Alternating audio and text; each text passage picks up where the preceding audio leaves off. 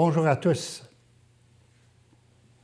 Permettez-moi de prendre un peu de votre temps pour vous parler de l'Avent et de Noël, mais dans le contexte du COVID. Ça fait 8 mois qu'on vit la pandémie, que la pandémie transforme peu à peu notre existence là où on ne voudrait pas qu'il la transforme. On a appris peu à peu à prendre toutes sortes de précautions. On se lave les mains, on garde la distance, on porte le masque. Tout ça dans la crainte de s'infecter ou d'infecter les personnes qu'on aime, les personnes qui nous entourent. Puis il y a surtout le confinement qui peu à peu nous pèse de plus en plus parce que ça nous empêche d'être proches des personnes de nos familles, des personnes qu'on aime, de nos amis, parce que ça nous empêche d'agir comme on est habitué de le faire, parce que ça nous tient chez nous et des fois on trouve ça difficile. Et c'est dans cette optique-là, dans cette manifestation de la COVID, que tout à coup arrive la période de l'Avent. La période de l'Avent qui est toujours 4 semaines de préparation pour la grande fête de Noël. Généralement, ça passe vite ces 4 semaines-là, parce qu'il y a plein de choses à faire. Généralement, même pour certaines personnes, c'est une véritable course contre la montre, parce qu'il y a des décorations à faire, parce qu'il y a des cadeaux à acheter, parce qu'il faut préparer des repas, faire des invitations, s'organiser pour que tout soit prêt. Il y a le ménage à faire, évidemment, à la dernière minute. Et là, cette année, fêter Noël risque d'être quelque chose de très simple, très humble. Puis on a toujours un petit peu l'idée en arrière de la tête que peut-être on ne pourra peut-être pas fêter. On trouve ça difficile. Alors comment vivre l'Avent alors que Noël risque d'être si incertain? Eh bien, il me semble que c'est une invitation à vivre l'Avent d'une façon un peu particulière cette année, c'est-à-dire d'une façon beaucoup plus intérieure. Il me semble que c'est une invitation à porter attention ou à rechercher ou à nous unir davantage à celui qui nous habite déjà, à celui qui est déjà là, à celui qui nous aime, à celui qui prend soin de nous, et que parfois on oublie tant on est pris dans toutes sortes de choses dans nos vies. Il me semble que c'est une invitation davantage à la parole de Dieu, à la prière, à la réflexion.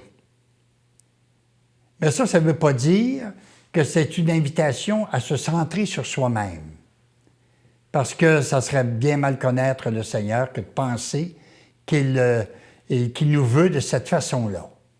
Au contraire, plus on risque de donner de la place au Seigneur dans notre vie, plus on risque tout à coup qu'il nous ouvre le cœur. Plus on risque qu'il nous aide à nous ouvrir le cœur, à sortir de nous-mêmes, à faire davantage attention à ceux qui nous entourent, à tendre la main. C'est d'ailleurs le thème que le pape avait choisi dans sa lettre pour célébrer la journée mondiale de la pauvreté le 15 novembre. Une invitation à prendre soin de ceux qui nous entourent, à faire attention à ceux qui nous entourent, et tout particulièrement ceux qui sont les plus démunis, ceux qui passent par des moments difficiles, ceux qui sont dans la pauvreté, ceux qui, pour toutes sortes de raisons, vivent très mal, je dirais, cette période. Bref, il me semble que la période de l'Avent de cette année nous invite particulièrement à entrer déjà dans la grande fête de Noël. Pas par un paquet de choses matérielles qu'on peut faire pour s'y préparer, mais avec le cœur. Parce que la fête de Noël, c'est le Seigneur lui-même qui s'est incarné parmi nous, c'est ce qu'on va fêter le 25, qui s'est incarné parmi nous pour prendre soin de nous et qui nous invite, à mesure qu'on prend conscience de ça, qui nous invite à prendre soin les uns pour les autres, puisque nous sommes tous ses fils et ses filles bien-aimés, à prendre soin les uns des autres, et particulièrement de tous ceux qui auraient le plus de besoin. Cependant, comment s'y prendre alors qu'on est en pleine pandémie?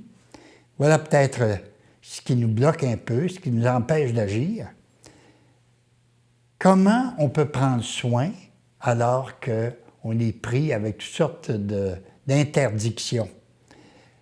D'abord, on peut le faire toujours par la prière. C'est typiquement chrétien. On croit que la prière, pour nous, ce n'est pas une façon de se sortir du monde. La prière, c'est un agir. C'est se faire complice du Seigneur.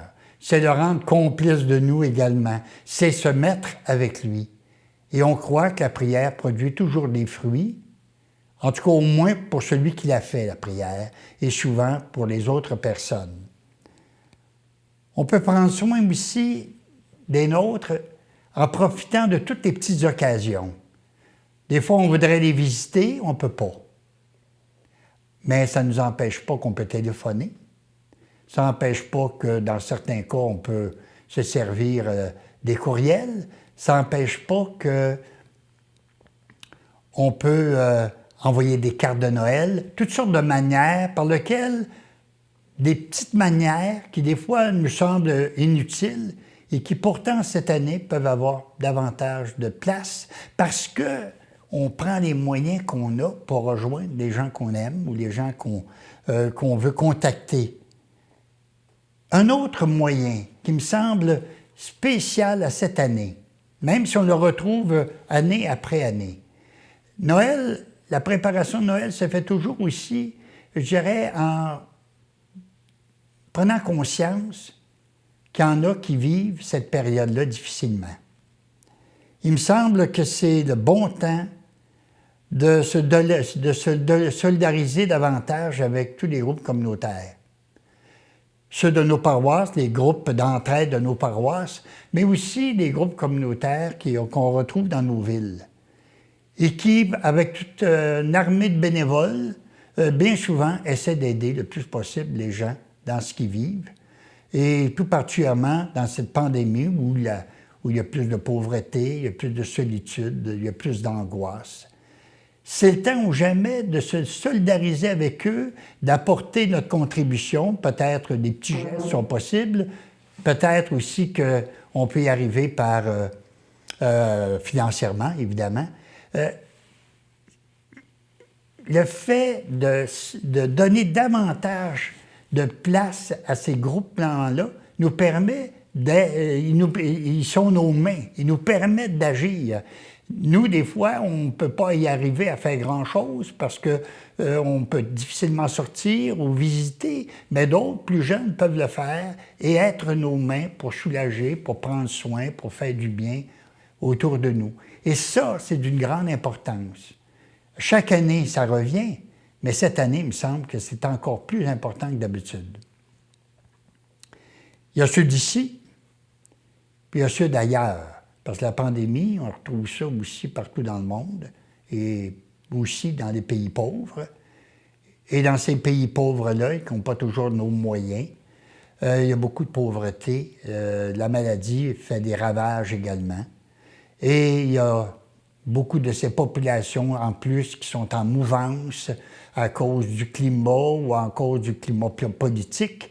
Alors, on a un organisme, nous, qui est Développement et Paix, un organisme des évêques catholiques qui ont des partenaires un peu partout dans le monde et qui peuvent apporter un peu de réconfort à tous ces gens. Encore là, on a avantage, il me semble, à se solidariser avec ce mouvement-là. Et tout ça risque, je dirais, de nous préparer à Noël d'une façon particulière, en nous ouvrant le cœur, en nous ouvrant les mains, en nous détournant de nous-mêmes, en nous ouvrant les yeux et le cœur pour les gens qui nous entourent, qu'ils soient proches ou qu'ils soient loin. Ces personnes pour lesquelles on peut agir directement ou encore par l'intermédiaire de groupes communautaires ou de groupes d'entraide qu'on peut retrouver soit dans nos villes ou dans nos paroisses. Voilà la meilleure façon, je dirais, de nous préparer cette année à Noël. Voilà aussi ce qui va nous détourner de nous-mêmes, nous sortir des fois de notre morosité, nous sortir de notre tristesse et nous faire entrer dans la paix et dans la joie de Noël. Même si ça se pourrait qu'on ne fête pas très fort. Le cœur, lui, sera déjà à la fête. Alors, c'est ce que je vous souhaite. Un Avant qui vous fasse du bien, qui vous ouvre le cœur, puis un Noël où vous pourrez vivre la paix et la joie, au moins intérieure, et je l'espère avec votre famille, si c'est possible. Alors, joyeux Noël, en avance à tous.